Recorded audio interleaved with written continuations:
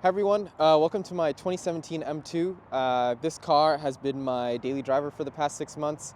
Ever since I bought it, I came over from a 2023 GR86. So this has been a step up in many ways, and I've really enjoyed driving this around every single day for the past 6 months or so. I've put a bunch of miles on it, and it's also a 6-speed manual. So I have a number of different thoughts on what it's like to live with a manual. This is also my first manual, so what's it like being your first manual? And what's it like to drive around, a city? A few things about this car. It's powered by the N55 engine. It makes 370 horsepower or so. I'm sure if you're watching this video, you might already know a lot of the stats. But this is the most powerful car I've ever owned or driven for an extended period of time. And it's got a ton of power, way more than you could ever want on a street. Yeah, this car's been a blast to drive. And I want to go through what it's like driving the car, the practicality, and what you can expect in terms of, owning this for 6 months. All right, now let's talk about the driving experience. So, yeah, what's it been like to drive the M2 around for, the first 6 months of ownership? If I were to put it in a sentence, it's been nothing short of amazing. It's been everything that I think I really ever wanted from a car, and especially from a first manual. It has the power, it has the speed, it has the engagement, it has the sound, it has everything that you could possibly want in one little package that I absolutely love. Speaking of power, let's kind of start at the engine. This engine is great. This N55, it's a modified M55 from BMW M. And it has a lot of advantages, like very little turbo lag. It sounds amazing. The power comes on very smooth, very quick. It's just a blast to drive around town. As far as manuals go, this thing is one of the easiest manuals I think you can probably buy and drive. It's definitely not the most notchiest and very intentionally sort of engagement sort of manuals. I remember me and some friends, we rented a GR Corolla while on a trip, and that one was, even the shift action was more difficult, or a lot more. You have to put a lot more oomph into it, if you will. This one, by comparison, is effortless. The throws are long, and the shifter is notchy enough that you know exactly what gear you're in, but it's not where you have to put a ton of force with your hand. For me, I really enjoyed it. It's great for just driving around town, but it's also great when you want to get on it as well. I think the combination of both of those really makes this a nice manual, especially if it's at your daily as well. And then the rev match is amazing. It's very quick, even in comfort setting, and we'll get into the different modes that the car has in a little bit, but it's quick even in comfort, and it's really quick when you're on Sport or Sport Plus. It's great when you're just trying to get down a bunch of gears and you don't have to do your own rev matching. Yeah, I think it's been a great part, and it's made learning how to drive this car so much easier for someone who had not really ever driven a manual for an extended period of time. And I really like that aspect of this car.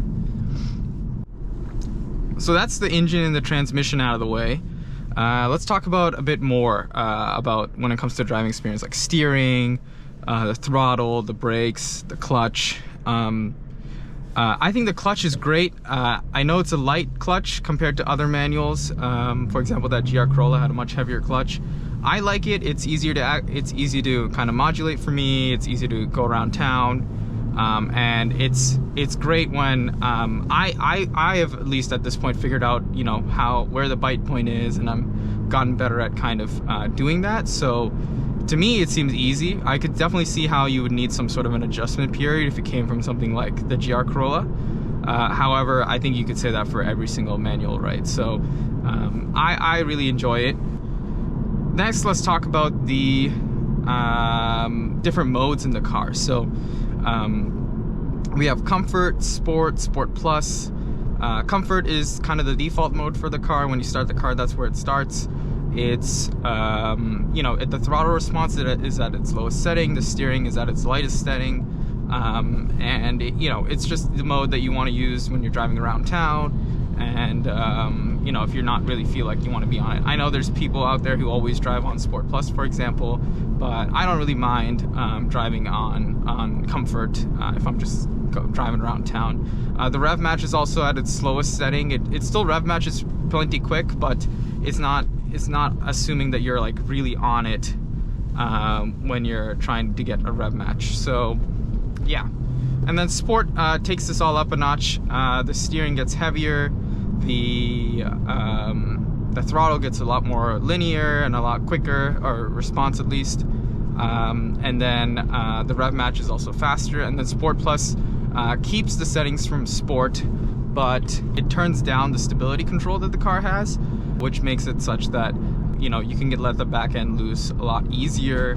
BMW M claims that it's just enough sliding so that you can have fun, but not enough that you completely lose it. I'm sure there's people who lose it on Sport Plus, but it's not turning everything off. That's the whole thing. It also turns off the rev match, so that's another major point about Sport Plus. It kind of wants you to be doing all of the work, and yeah. And so the steering, I think I really like the steering. It's probably not, as great as some of the hydraulic racks that BMW used to make, but I really like it. I think it might just be like a slight step down from my old GR86. I think the 86 had a pretty good steering, to be honest. But I think it's great. I think it does the job, and I don't really feel like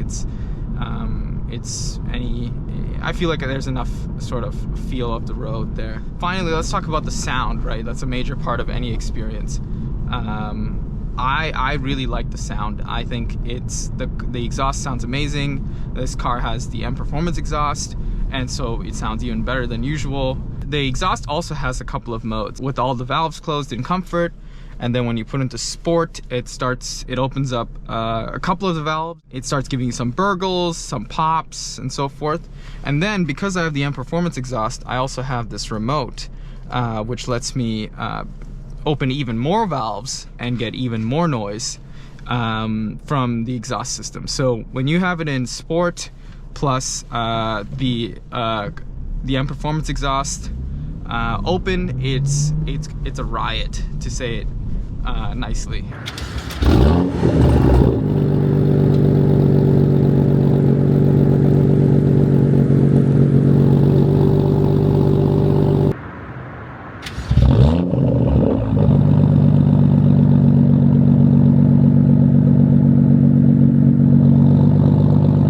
I'm sure it's pretty loud for everyone else, but once in a while it's fun to kind of roll the windows down, even in winter, and just hear the exhaust. With it being an M car, there are some things you have to get used to. The suspension is not amazing. I mean, for me, it's a step up compared to the 86 that I had. So I don't mind it, but everyone who has more comfortable daily, I'm sure almost all of them would say that the suspension is really stiff. Now I want to talk a little bit about what it's like daily driving this thing, the practicality, the comfort, etc. In terms of tech and interior, the interior has definitely been a step up for me personally. It's a step up from what I had in the 86, and it's a step up from any car that I've had in the past or driven for an extended period of time, like my parents' cars. BMW interiors in this car specifically was not super well received because compared to other M cars, the interior was more of a 2 Series interior, if you will. But it's still, a BMW. It's still got a decent interior, so I like it. In terms of tech, the car's got Apple CarPlay. That's pretty much all you could ask for to have in a car. Once you have CarPlay, you have everything that you need. But it's running iDrive 5, so it has some other features as well. It works with the BMW app, for example. So there's some convenience there for sure. But it's got CarPlay, and that's pretty much all I use it with most of the time. Now let's talk about comfort. The suspension is pretty stiff, but in my opinion, it's something that you could definitely get used to. Coming from the 86, this suspension is probably a step up in some ways. On the highway, this is a decent cruiser. It's not the most insulated car. There is road noise for sure, but it's not too bad. You get used to it. With the M Performance exhaust, it is a bit more louder for me specifically, but it's when you have the valves closed and in comfort setting, then it's something that you kind of just get used to as long as you're not driving at a high RPM range. Speaking of the highway, this car gets decent miles per gallon on the highway. We're talking maybe like 27, 28. It's rated for 26. In the city, however, it is a lot lower. You know, a lot of start-stopping, a lot of revving through the first few gears. Definitely does use up a lot more gas. But on the highway, it does a pretty good job in terms of gas mileage. And finally, how is this manual to drive around a city, for example? This is my first manual, like I mentioned. So I definitely had to get used to driving a stick around a city. So, you know, traffic, hills, etc., etc. But I will say this has been probably one of the easiest manuals you could probably get as your first manual or just to drive around a city. The clutch is super light. The gears are very easy to row through. And those things just add up to being a very easy experience to drive it around. So yeah, I love this manual. I think it's great for city driving. I think it's great for long drives, etc. So yeah, I really appreciate sort of the way that they created this manual. All right, so that was my M2. I hope you guys kind of understood what it's like to own this thing over the last 6 months or so. In terms of maintenance, I've had no problems with the car. I picked it up with relatively low mileage, below 20,000. So I didn't really expect to have to do any work, and so far it's been pretty smooth sailing for the car. Other than just your regular oil changes and so, which I've been trying to do around the 5,000 mile mark, if not earlier. This car has been an absolute blast to own for the last 6 months, and I've really enjoyed every single mile and road trip that I've done with this so far. You know, in terms of next steps, I think I'll probably keep it pretty stock for the time being. I think the M Performance exhaust being on the car has been an absolute blast to drive around with, and that's pretty much the only thing that I'd want to mod to any car is to make it sound better, and it already sounds great on how I bought it. Yeah, it's been great driving this thing around. A bit nerve-wracking to learn manual on a car that I bought before really knowing how to drive manual too well.